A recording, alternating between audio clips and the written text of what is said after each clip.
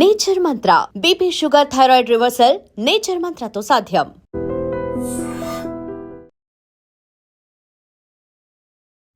కర్నూలు జిల్లాలో ఘోర అగ్ని ప్రమాదం జరిగింది.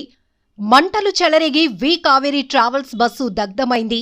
బైక్ను బస్సు ఢీకొనటంతో చెలరేగిన మంటలు 20 మందికి పైగా ప్రయాణికులు మృతి చెందినట్లు సమాచారం. బస్సులో 40 మంది ప్రయాణికులు, 2 డ్రైవర్లున్నారు. కల్లూరు మండలం చిన్న టేకూరు దగ్గర ఈ ఘటన చోటు చేసుకోగా హైదరాబాద్ నుంచి బెంగళూరు వెళ్తూ ఉండగా ప్రమాదం జరిగింది. క్షతగాత్రులను హుటాహుటిన కర్నూలు ఆసుపత్రికి తరలించారు. మృతుల్లో అత్యధికంగా హైదరాబాద్ వారు ఉన్నారని తెలుస్తోంది. ప్రమాదానికి గురైన బస్సు నెంబర్ DD01N9490. ఘటనా స్థలంలో సహాయక చర్యలు కొనసాగుతున్నాయి. అగ్ని ప్రమాదంతో హైవేపై భారీ ఎత్తున ట్రాఫిక్ జామ్ అయింది. ప్రమాదం నుంచి 12 మంది ప్రయాణికులు తప్పించుకున్నారు. ఎమర్జెన్సీ డోర్ నుంచి బయటపడ్డారు వీరంతా. ప్రమాదం నుంచి బయటపడ్డ జయసూర్య, రామిరెడ్డి, అకీరా, వేణుగోపాల్ రెడ్డి, హారిక, సత్యనారాయణ. ప్రమాదం నుంచి బయటపడ్డ శ్రీలక్ష్మి, నవీన్ కుమార్, అఖిల్, జస్మిత, రమేష్, సుబ్రహ్మణ్యం కర్నూలు ఆసుపత్రిలో 11 మంది చికిత్స పొందుతున్నారు. హైదరాబాద్ నుండి బెంగళూరు వెళ్తున్న కావేరీ ట్రావెల్ బస్సులో 41 మంది ప్రయాణిస్తున్నారు.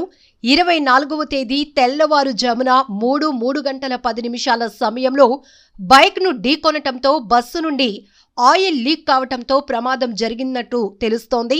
21 మంది సురక్షితంగా ఉన్నారు. మిగిలిన 20 మందిలో ఇప్పటికీ 11 మంది మృతదేహాలను గుర్తించారు.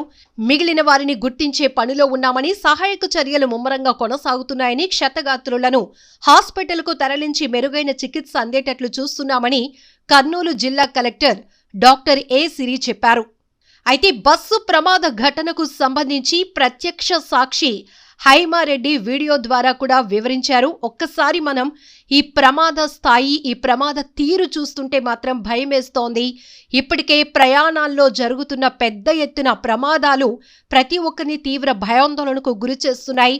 బస్సు, ట్రైను, ఇలా విమానం, ఈ స్థాయిలో ప్రమాదాలు జరుగుతుంటే ఎంతో మంది ప్రాణాలు కోల్పోతున్నారు.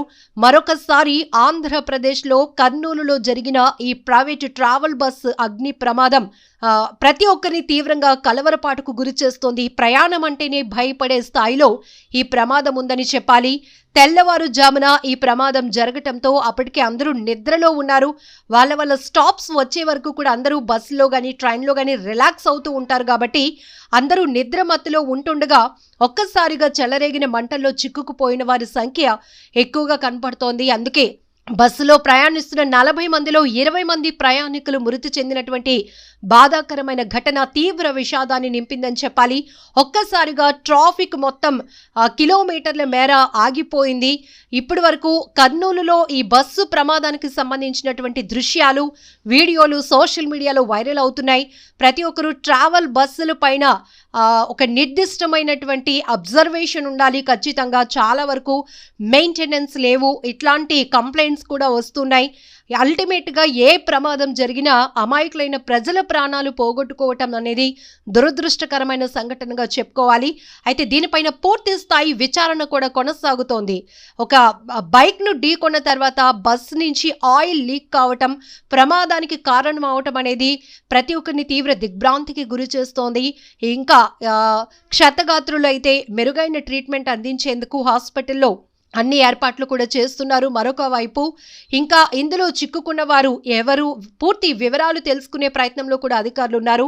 ముమ్మరమైనటువంటి సహాయక చర్యలు కొనసాగటం వల్ల కొంతమంది అయినా బయటపడినటువంటి అంశం. మరొక వైపు ఎమర్జెన్సీ ఎగ్జిట్ డోర్ నుంచి కొంతమంది చాలా తెలివిగా ఆలోచించి తప్పించుకోవటంతో ఇంకా మృతుల సంఖ్య తగ్గింది అని కూడా చెప్పుకోవాలి.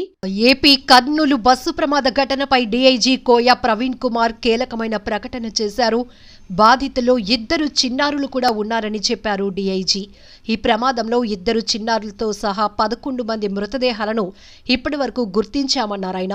బస్సులో సిబ్బందితో కలిసి మొత్తం 43 మంది ఉన్నారని, అందులో 23 మంది ప్రయాణికులు సురక్షితంగా బయటపడ్డారని డీఐజీ చెప్పారు. అంతేకాకుండా బైక్పై వెళ్తున్న వ్యక్తి కూడా చనిపోయారని, అతని డెడ్ బాడీ రోడ్డు పక్కన ఉందన్నారు. ప్రస్తుతం ప్రమాదంపై డ్రైవర్లను అదుపులోనికి తీసుకుని ప్రశ్నిస్తున్నామని చెప్తున్నారు డీఐజీ. కర్నూలు జిల్లా కల్లూరు మండలం చిన్న టేకూరులో జరిగిన ప్రైవేటు బస్సు ప్రమాద ఘటన తీవ్ర దిగ్భ్రాంతికి గురి చేస్తోంది.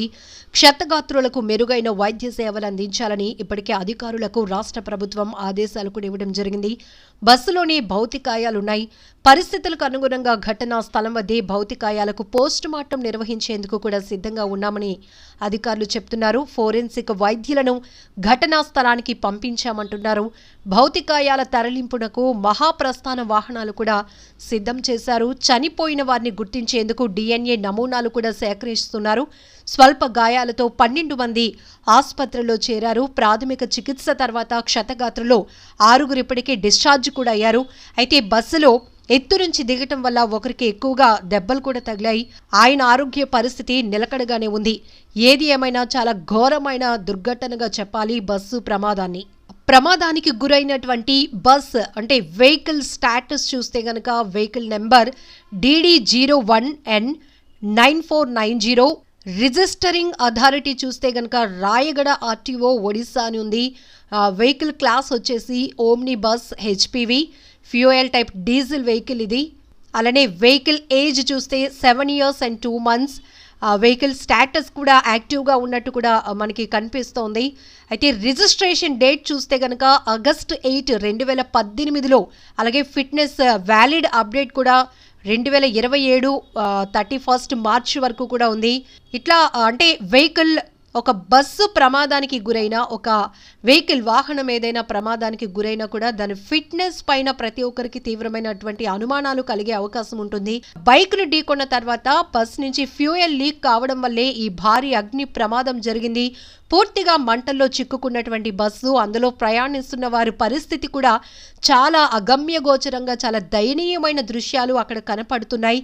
ఎక్కడికక్కడే మృతదేహాలను గుర్తించడం కూడా చాలా కష్టమవుతోంది. కాబట్టి సంఘటన స్థలంలోనే DNA ప్రకారం గుర్తించి అలాగనే పోస్టుమార్టం చేసేందుకు కూడా అధికారులు అన్ని రకాల ఏర్పాట్లు చేస్తున్నారు.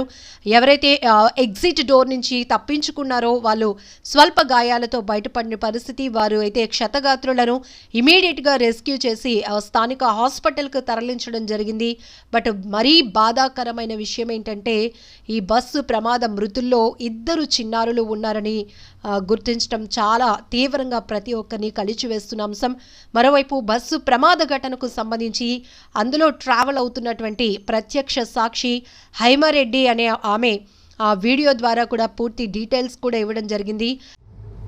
హలో అండి, నా పేరు హైమ. నేను పుట్టపర్తి వెళ్ళి హైదరాబాద్ వస్తున్నాను. కర్నూలు దగ్గర మీకు యాక్సిడెంట్ అయింది కదండి.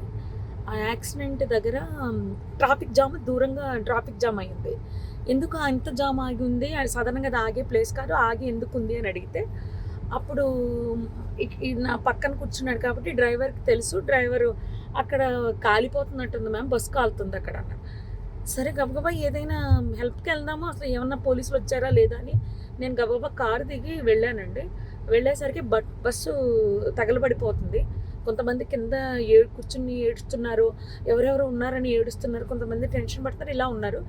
ఆ బస్సుకు సంబంధించిన వాళ్ళు అలా వాళ్ళ పరిస్థితి అలా ఉంది. ఇంకా మిగిలిన వాళ్ళ ఫోన్లు అన్నీ కూడా పాప అందులో కాలిపోయాయి. చాలామంది దగ్గర ఏమీ బయటకు వచ్చిన వాళ్ళ దగ్గర ఏమీ రాలేదు. అక్కడ ఉన్న మిగిలిన జనం అండి మొబైల్స్తో వీడియోస్ తీసుకుంటున్నారండి.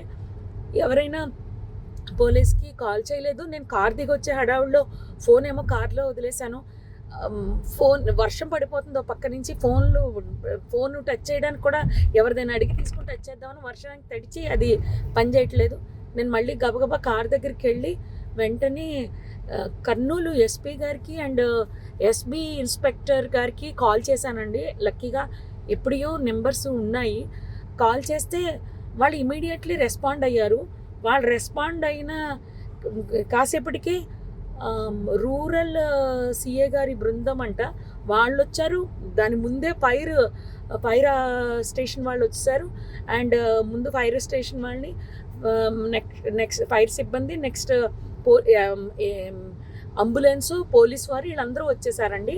అప్పటికే ఒక ప్రైవేట్ వెహికల్లో ఒక 6గురిని హాస్పిటల్ పంపించారు. నాతో ఇంకొక అతను ఎవరో హరీష్ అంట, ధర్మవరంకి చెందిన అతను. పాపం చాలా మంచి వ్యక్తి ఆయన కూడా. ఆయన ఒక 6గురిని ప్రైవేట్ వెహికల్లో ఎక్కించి పంపించారు. తర్వాత వీళ్ళు వచ్చాక ఒక 5గురిని అంబులెన్స్లో ఎక్కించడం జరిగింది. ఆయన తీసుకెళ్లారండి. ఆ తర్వాత ఈ లోపలనే మొత్తం ఎస్పీ గారు, పోలీస్ సిబ్బంది అందరూ వచ్చేసారు. అసలు ఆ మాంసపు ముద్దలు కాదండి, నిజం చెప్పాలంటే చాలా దారుణం అది. అస్థిపంజరాలు అలా సీట్లలోనే చూసేసరికి అసలు నాకైతే వల్ల కాలేదు. ఎవరైనా ఫ్యామిలీ అండి, చాలా ఆ ఫ్యామిలీ ఎంత బాధపడుతూ ఉంటారో. నేను అది తట్టుకోలేకపోయాను. వస్తూ అక్కడ ఆంజనేయ స్వామి గుడి దగ్గర ఆగిపోయి నదిలో మునగడం జరిగింది. నిజం చెప్పాలంటే చాలా బాధాకరం అండి. ఎవరు కాపాడడానికి అవకాశం లేదు. నిజం చెప్పాలంటే పోలీసులు రాకపోయింటే చాలా ఇబ్బంది పడిపోదాము. హెవీ ట్రాఫిక్ అండి. పోలీసులు లోపలికి రావడానికి బయటకి కూడా ఉండకపోను. ఆ ఇన్ఫర్మేషన్ ఇవ్వడంతో క్లియర్ చేసుకుంటూ వస్తూ మొత్తం లోపలికి వచ్చారు. అంతా ఆఫ్ చేశారు, మంటలు ఆఫ్ చేశారు. జరిగింది అయితే ఇదండి. ఆ బస్ కిందనే బైక్ ఉండిపోయింది. ఆ బైక్ని కొట్టేస్తే బైక్ అతను చనిపోయి రోడ్డు పక్కకి పడిపోయాడు. మళ్ళీ ఆ బైక్ మాత్రం బస్ కిందకి వెళ్ళిపోయిందండి. అర్థమైపోయింది. నిజంగా ప్రస్తుతం ఉన్నటువంటి సమాజం దేనికి ప్రయారిటీ ఇస్తుంది?